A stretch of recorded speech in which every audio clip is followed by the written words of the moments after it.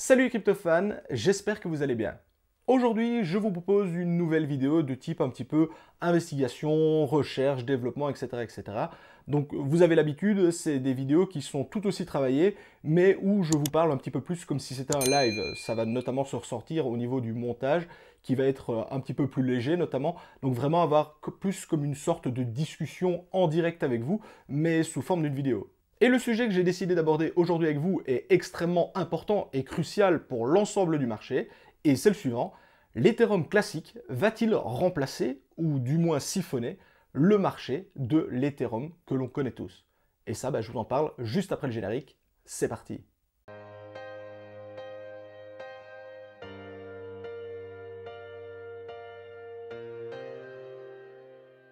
Hop hop hop, je vous ai dit que cette vidéo était sponsorisée par Cruxpool. Cruxpool, c'est un pool de mining 100% francophone qui vous permet notamment de miner aussi bien du Bitcoin, de l'Ergo, du Ravencoin, du BIM, mais également, et totalement en lien avec cette vidéo, de l'Ethereum et de l'Ethereum classique. Que vous soyez mineur GPU ou mineur ASIC, vous trouverez forcément votre bonheur chez eux. Et en plus, ceux-ci sont également compatibles avec NiceHash, donc même si vous n'avez pas directement du matos pour miner, vous pouvez quand même louer de la puissance de minage. Point important chez eux, les mineurs sont payés à la chair. Cela veut dire que quoi qu'il arrive, vous êtes rétribué pour les efforts que vous allez fournir. De plus, c'est Cruxpool qui prend en charge les frais de transaction. Vous obtenez donc 100% de la récompense que vous avez minée. Pour rejoindre le pool, vous pouvez simplement fournir une adresse de wallet, mais vous pouvez également créer un compte chez eux gratuitement, qui vous offre pas mal d'avantages, comme par exemple l'accès à un regroupement d'informations sur le dashboard, bien pratique si vous minez plusieurs crypto-monnaies différentes, la possibilité de miner directement avec un nom de compte, et également une meilleure sécurisation de vos actifs avec la possibilité d'activer le 2FA. Si jamais vous êtes intéressé, je vous invite à faire un tour sur leur site internet. L'ensemble des liens se trouve dans la description de la vidéo. Et point intéressant, pour la sortie de cette vidéo, ils organisent un concours sur leur compte Twitter pour les mineurs qui possèdent un compte chez eux. Les 5 gagnants du concours vont remporter un ETC chacun. Si vous souhaitez participer, je vous invite à les suivre sur Twitter et à participer à leur concours. Merci à eux et bonne vidéo. Mais avant d'aller plus loin, vous devez bien comprendre que ce qu'il va être question dans cette vidéo, ça va vraiment être une réflexion sur les éventuelles possibilités et choses qui pourraient se passer dans le futur. Actuellement, il n'y a absolument rien de concret, il n'y a absolument rien d'écrit. Ce sont des réflexions que j'ai lues sur différents forums spécialisés, des discussions que j'ai eues avec des personnes qui sont très impliquées aussi bien dans le développement de Ethereum que des personnes qui sont dans le développement d'Ethereum classique, etc., etc. Donc, ce ne sont absolument pas des certitudes, ne me faites pas dire ce que je n'ai pas dit, mais je pense que c'est toujours bon de se faire des petites réflexions comme ça, un petit peu pour envisager toutes les possibilités de ce qu'il pourrait y arriver dans le futur, aussi bien des possibilités favorables que défavorables, et c'est justement ce que je vais partager avec vous dans cette vidéo. Et pour commencer, je tiens à rappeler le lien très fort qui unit indirectement Ethereum et sa version Ethereum classique. Alors ici, je ne vais pas rentrer dans tous les détails et toutes les explications parce que c'est pas du tout le sujet de la vidéo. Et d'ailleurs, si ça vous intéresse, je vous renvoie à cette vidéo que j'avais réalisée à l'époque, notamment pour vous présenter le projet Ethereum, mais notamment également tous ces liens avec Ethereum classique. Mais pour faire très simple et très rapide, à la base, Ethereum classique et Ethereum ne formaient qu'une seule et même crypto-monnaie. C'est lors d'un événement malheureux, un hack énorme qui a eu lieu sur la blockchain, que les deux blockchains se sont séparés et ont poursuivi chacune leur route. Mais en réalité, Ethereum est une version modifiée de ce qu'était l'Ethereum de base, et donc indirectement, si le vrai projet Ethereum vous intéresse à ce qu'il était vraiment à son origine, eh bien c'est vers Ethereum classique que vous devez vous tourner, car en effet, la version Ethereum, la deuxième crypto-monnaie la plus connue au monde, l'Ethereum, quand on parle d'Ethereum, c'est toujours cet Ethereum-là que l'on fait référence, eh bien en fait, il ne s'agit pas vraiment de l'Ethereum originel, mais d'une version modifiée. Certains diront améliorée, d'autres non, en fonction de notamment comment vous vous y situez vis-à-vis du fait qu'on puisse faire des marches arrière ou non sur une blockchain. Soit c'est pas le sujet. Et donc en fait, les deux blockchains ont une origine commune qui s'appelait Ethereum. Et donc maintenant on se retrouve avec Ethereum classique qui est le véritable Ether, ce qu'il était à l'origine, et la version Ethereum qui a été la version modifiée et reprise notamment par les plus gros développeurs, les plus gros fondateurs comme Vitalik Buterin, etc. etc. Donc voilà pour l'explication grossière du projet, et je sais que je vais probablement faire grincer des dents en l'expliquant aussi simplement et vulgairement que cela, mais je tiens également à préciser que cette vidéo n'est pas destinée uniquement aux mineurs de crypto-monnaies également. parce que oui, on va parler un petit peu minage, parce que ça reste le fer de lance de cette chaîne, et on va voir que ça va avoir un point important à jouer, notamment dans les évolutions futures. Mais cette vidéo est aussi valable pour toutes les personnes qui seraient de simples investisseurs, des traders, des stakers, etc., etc., puisque ça va avoir un impact général et global sur le marché, même si celui-ci va être probablement mené par plusieurs fermes de minage et autres. Mais voilà, c'est pas une vidéo 100% dédiée au minage de la crypto-monnaie, mais vraiment une vidéo généraliste sur le sujet. Bon, maintenant que je vous ai posé les bases générales pour cette réflexion, je vais vous expliquer maintenant la théorie qui nous amène à justement la création de cette vidéo. Je ne vous apprends rien si je vous dis que d'ici quelques mois, voire même quelques années, Ethereum, l'Ethereum que l'on connaît tous, va passer du système de Proof of Work, c'est-à-dire du minage, vers le fameux Proof of Stake, le staking. Alors ici, on s'en fout complètement, que ce soit dans une semaine, dans un mois, dans un an, dans 10 ans, le principe est que clairement, Ethereum veut vraiment se débarrasser de ce côté minage, Proof of Work, et vraiment aller vers quelque chose de plus vert, avec notamment le staking. Et donc ça, c'est une volonté très importante de la part notamment des développeurs et d'un de ses cofondateurs qui est Vitalik Buterin. Et donc, il est certain que Ethereum finira par passer en Proof of Stake. Et forcément, un changement aussi important, ça va impacter l'intégralité du marché, et particulièrement les fermes de minage qui ont investi massivement dans du matériel pour pouvoir notamment miner de l'Ether, qui vont devoir trouver une nouvelle alternative. Et ça, c'est certain, puisque effectivement, ces mineurs-là, lorsque Ethereum va passer en staking, ils vont pas subitement se dire « Oh tiens, il est plus possible de miner, ok, on revend le matos et on arrête tout ». Non, ces personnes ont investi massivement des sommes importantes dans du matériel, qu'elles ont probablement en partie amorti et une partie qui n'est peut-être pas amortie, et quand elles ont vu les gains qui peuvent être générés par cette activité de minage, notamment lorsque vous êtes situé dans des pays où l'électricité n'est pas la plus chère, eh bien il y a moyen de gagner beaucoup d'argent. Et donc ces personnes, elles vont pas subitement fermer les yeux sur ce gain potentiel, et elles vont devoir trouver une alternative au minage de l'Ether. Et généralement, quand on parle d'alternatives, on en a déjà pas mal parlé sur cette chaîne, on cite souvent les mêmes crypto-monnaies, Ravencoin, Flux, Ergo, etc., etc. Mais il y a une crypto-monnaie que l'on ne cite pas souvent, voire même quasiment jamais, et qui pourtant, comme je vous l'expliquais en première partie de cette vidéo, est extrêmement proche à tous les niveaux de ce qu'est Ethereum maintenant, et c'est le fameux Ethereum classique.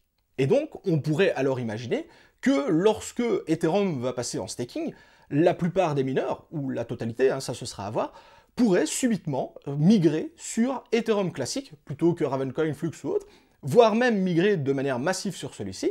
Et qui dit migration massive de mineurs sur une crypto-monnaie, dit, je l'ai déjà expliqué souvent sur cette chaîne, augmentation de la difficulté, baisse des rewards, etc., etc.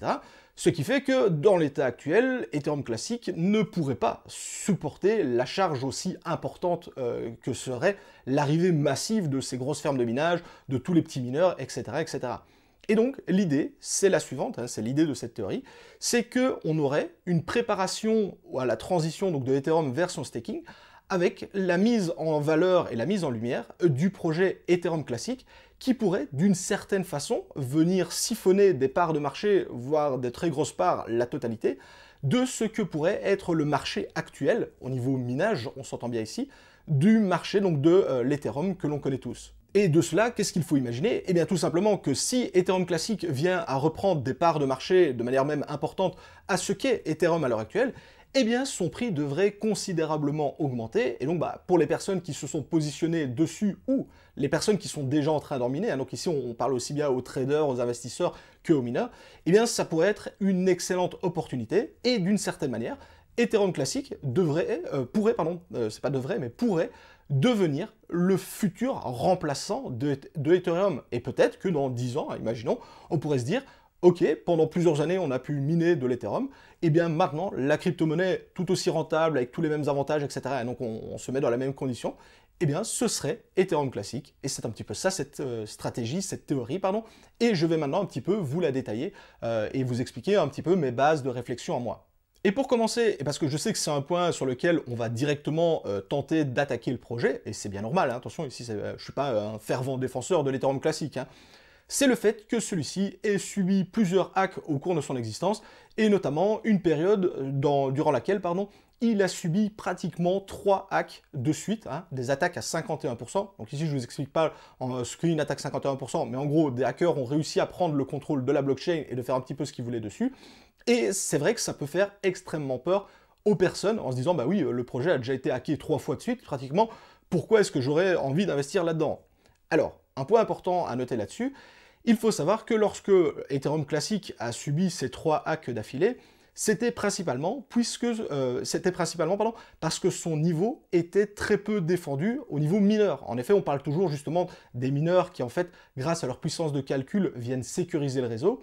Eh bien, à cette époque, au moment où les hacks ont eu lieu, il n'y avait pratiquement aucun mineur sur la blockchain Ethereum Classic, justement parce que Ethereum, le Ethereum normal, celui dont on parle tout le temps, attirait massivement tous les mineurs grâce à sa grande rentabilité, et donc Ethereum Classic était totalement délaissé.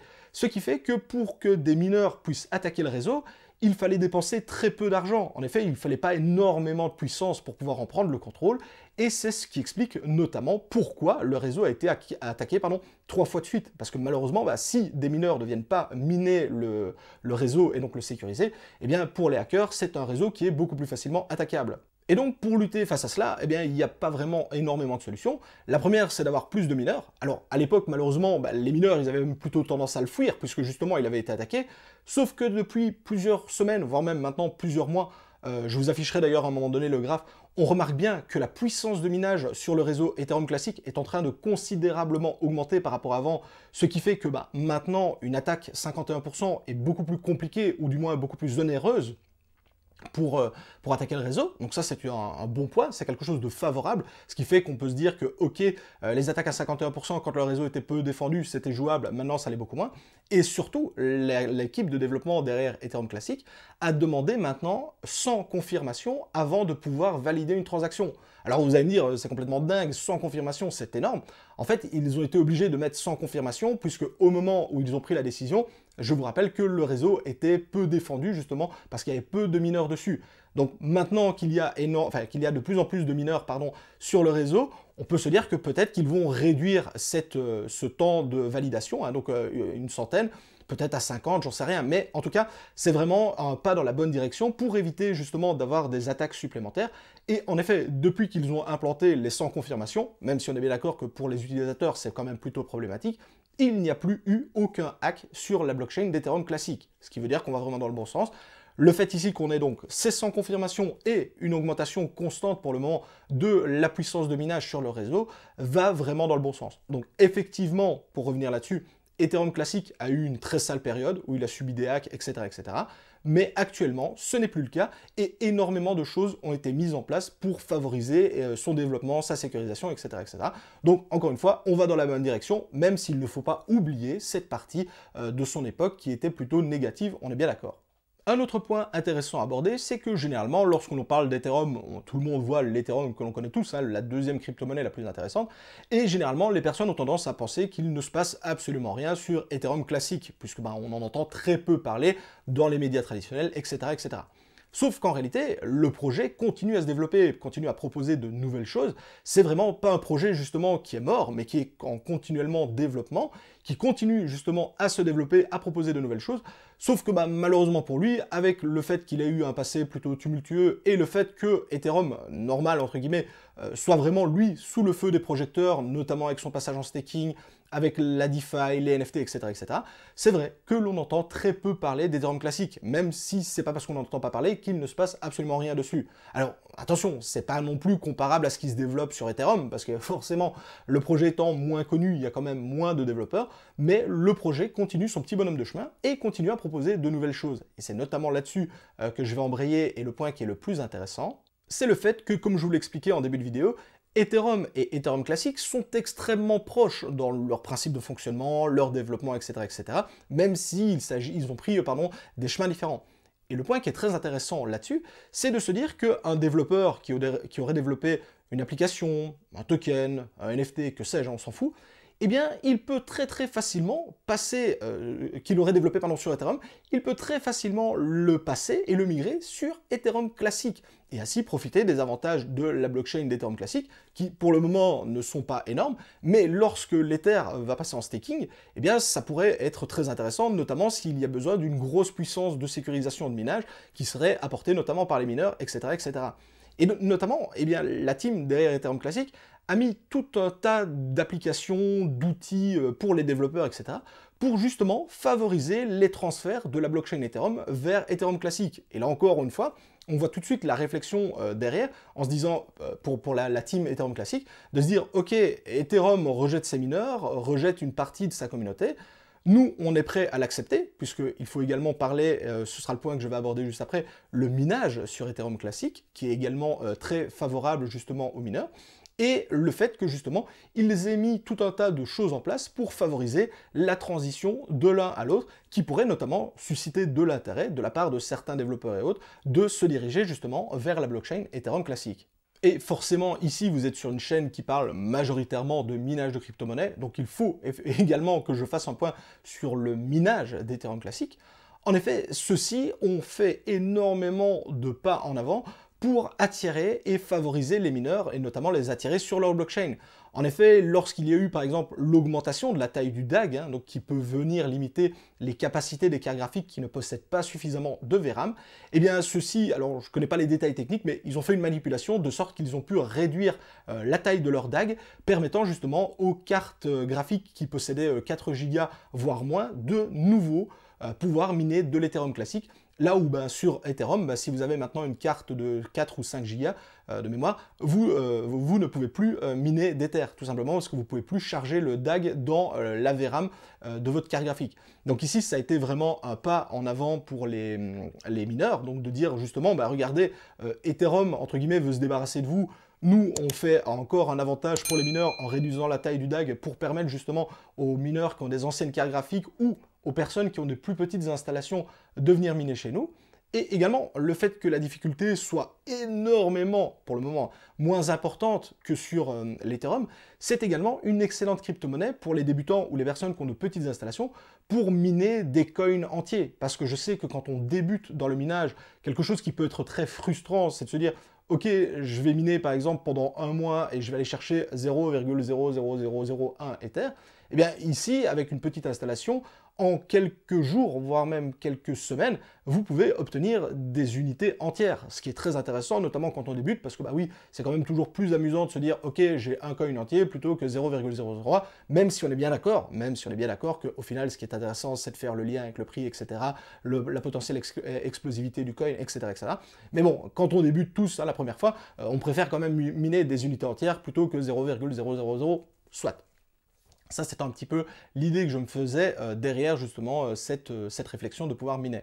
Mais le problème, et c'est là justement sur lequel repose la théorie de toute cette vidéo, actuellement, si l'intégralité des mineurs Ethereum venait à migrer sur Ethereum classique, la rentabilité en prendrait un énorme coup, puisque la difficulté de minage exploserait, le fait que le coin actuellement ne vaut pas extrêmement cher serait problématique, et c'est là que l'on peut de nouveau avoir une réflexion, notamment sur la manipulation de prix qui peut être faite par les fermes de minage. Et c'était un point que j'avais déjà abordé avec vous, notamment sur l'Ethereum, pas le classique, l'Ethereum normal, avec le fait que les fermes de minage pouvaient manipuler le prix à leur avantage pour rendre rentables leurs installations. Et bien ici, indirectement, on a remarqué il y a maintenant 3 ou 4 jours, au moment où je tourne cette vidéo, une explosion du prix de l'Ethereum classique. Il est passé de 20 $, si je ne dis pas de bêtises, à plus de 40 $, donc il a fait un x2 en moins de 3 jours. Il y a des personnes qui disent que c'est tout simplement un fait du hasard, ou tout simplement il y a eu des whales qui se sont intéressés, etc. etc. Ou alors, on peut également se dire que c'est une préparation des fermes de minage pour tenter de faire augmenter le prix de l'ETC pour le rendre d'autant plus intéressant et d'autant plus rentable à miner pour elles. En effet, à 20 $, la rentabilité du minage n'était pas folle. À l'heure actuelle, à 40 $, sur la plupart des configurations que j'ai simulées, notamment sur What2Mine, on remarque que Ethereum classique est un tout petit peu moins rentable, voire même en fonction des configurations tout aussi rentable, que de miner de l'Ether. Et son prix n'a fait que passer de 20 $ à 40 $, et de mémoire, Ethereum classique a déjà été à plus de 100 $. Donc on pourrait imaginer, et donc là ça ne touche pas que les mineurs, mais également les investisseurs, on pourrait se dire que, effectivement, s'il y a une manipulation du prix sur Ethereum classique, et d'ailleurs on le remarque qu'il y a une augmentation des volumes, une augmentation des transactions, une augmentation indirectement du prix de l'Ethereum classique, eh bien peut-être que même pour un simple investisseur, rentrer sur Ethereum classique quand on sait que son prix va peut-être probablement, potentiellement manipulé à la hausse par les fermes de minage, ça peut être extrêmement intéressant. C'est d'ailleurs pour cela que j'en ai discuté avec quelques mineurs, d'anciens mineurs sur mon Discord, notamment, qui m'ont dit qu'ils minaient déjà depuis plusieurs semaines, voire même plusieurs mois, de l'Ethereum classique, parce qu'ils avaient un petit peu ce feeling, cette sensation, que Ethereum classique n'avait clairement pas dit son dernier mot, et pouvait être justement une base de réflexion et une base potentielle pour générer un revenu qui pourrait être très intéressant, et c'est d'ailleurs le cas, puisqu'encore une fois, ceux qui ont commencé à miner de l'Ethereum classique il y a un mois, ils s'en mettent beaucoup plus dans les poches maintenant que ceux qui vont seulement, par exemple, décider de se lancer dessus. Et à l'heure actuelle encore, on n'a pas encore Ethereum qui est passé en staking, et donc toutes ces fermes de minage n'ont peut-être pas encore migré dessus. Et donc on pourrait justement se dire que peut-être, potentiellement, le prix pourrait augmenter dans les mois qui viennent, notamment justement lorsque on se rapprochera de plus en plus de la transition de Ethereum en Proof of Work vers Proof of Stake. Et un dernier point que je veux aborder avec vous sur cette base de réflexion, c'est la fameuse transition de Ethereum Proof of Work vers Proof of Stake. Quand on parle de cette transition, et moi le premier puisque je suis un fervent défenseur d'Ethereum, on part toujours du principe que cette transition va correctement se dérouler et que, effectivement, Ethereum va passer de Proof of Work à Proof of Stake.